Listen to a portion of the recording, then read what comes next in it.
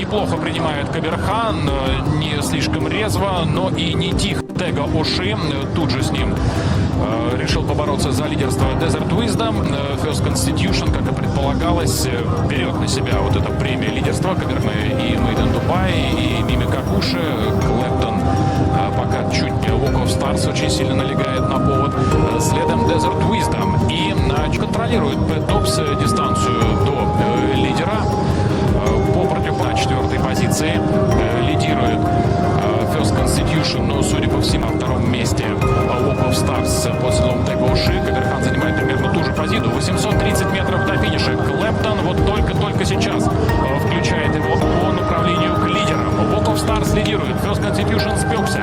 Каберхан до финиша в позыле Тега Оши на Walk of Stars. Где же Клэптон? Вот Клэптона тоже пытается. Пэт Добс в руках. Пэт Добс в руках. Выходит на финишную прямую. И Пэт Добс в руках. Walk of Stars. И сейчас, только сейчас набирает обороты Каберхан. 300 метров до финиша. 200 абсолютно рядом.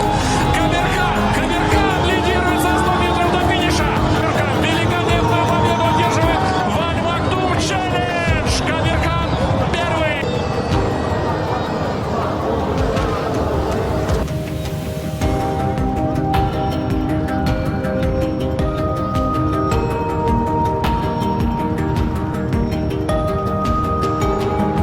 Yeah, the man we want to hear from is alongside the hero of the hour, the Group 1 success. Pat, just summarise it for us.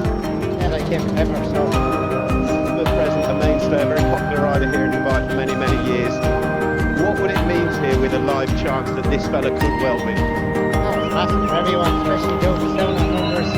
We have some quality horses, and great number, everything's okay.